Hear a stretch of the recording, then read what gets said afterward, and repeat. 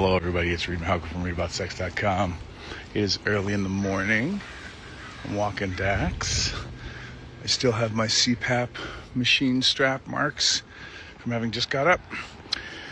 And a friend of mine asked me a question. How do you know if you're really monogamous or if it's just culture and how you were raised having its way with you?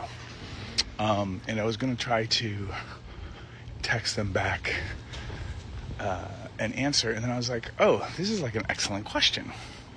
So let's just do a live, and then I'll send my friend the link to the live. So here are my quick, barely caffeinated thoughts. So for those of you who haven't heard me talk about relationships yet, I approach relationships from the perspective of like self-expression. Meaning, like let's use the analogy of love and how you do relationships is like music. You know, are you a jazz musician? Do you love country? Maybe you love playing all kinds of music, and it just depends on who's there to jam with you. But like, what kind of genre? How does love and relationship flow through you, and what makes you happiest? Because a lot of musicians can play a lot of different kinds of music, but and of course now Dax is pooping. So now this video has gotten more complicated. So how do you know country music? Sorry for the noise. How do you know if country music? This is how you know this video is not AI. How do you know if country music is really the music that makes you happiest? Or how do you know if classical music is really the music that makes you happiest? If all you were ever taught or raised to play was classical music.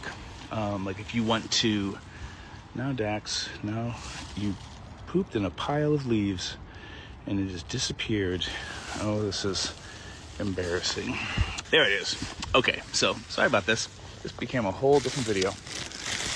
So how do you know if your preferences are there because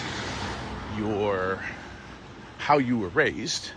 Like you were only ever taught that classical music is the best music and that's all they ever played or had you play in conservatory, and you love playing music, and you love playing classical music with other classical musicians. So like, are you loving classical music because other people are really loving it? And like, if you were all alone and the only one playing the music, what's the music that you long to play? Or what's the music that makes you happiest? And for some people, for my journey, I didn't discover polyamory until like later in life. Like I guess I was in my late 30s, and I just thought monogamy, like if you loved people enough, you were monogamous. And it wasn't until I fell in love with two people at the same time that I started mostly questioning, well, if I'm in love with this person, I must not really be in love with this other person the way I thought. And it would take me, that was in college, but it would take me years of kind of deconstructing things to start thinking about or feeling about like, well, maybe I can love two people at the same time. Like what makes me happiest? And another confusing thing for me back then was I was good at monogamy. It just that when I'm deeply in love with somebody, I want to be more in love with other people. I guess I just want to make my life more complex. And that would take me years to deconstruct. So the quick, not picking up poop answer for my friend and for you all is, I think you have to learn how to start deconstructing the assumptions from your self-expression. The things that culture told you, the things that would get you banished from your family or your friend group if you did things differently.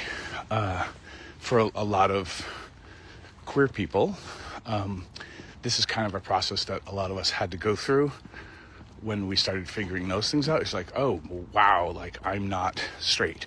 I'm not this, I'm not that. And for those of you who are just starting your deconstruction journey, it can be really overwhelming and feel weird.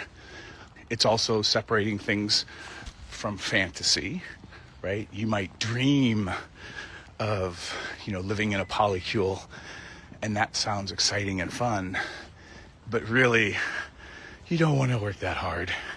And so you're just, good morning. You're just like, you don't really want to work that hard. So it's a nice fantasy to think about. And maybe, you enact it out in small ways, like by going to play parties or something like that with maybe you have a little slutty friend group. But when it comes down to how you want to live day to day, you're more monogamish. And that is the other piece that starts to make this a little bit more complicated, is like, what kind of non-monogamy, or even what kind of monogamy, is going to make you happiest?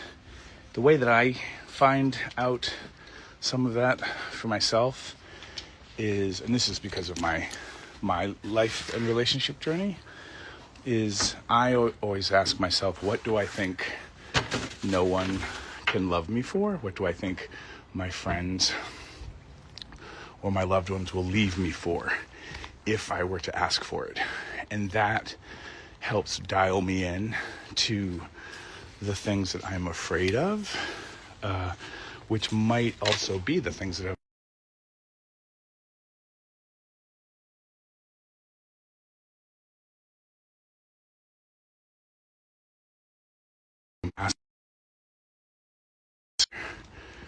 not always looking or asking ourselves for the things that we're afraid of.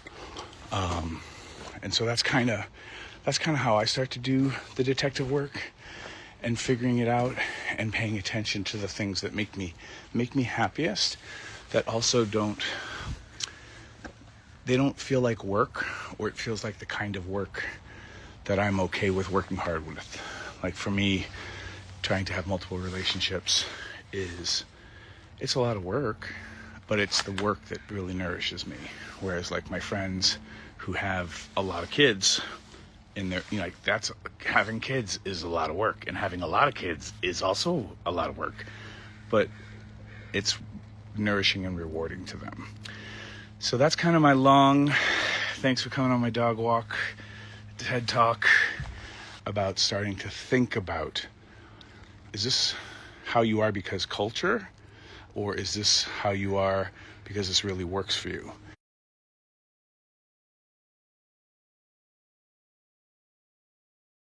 Music, you're like, oh my God, it is country music.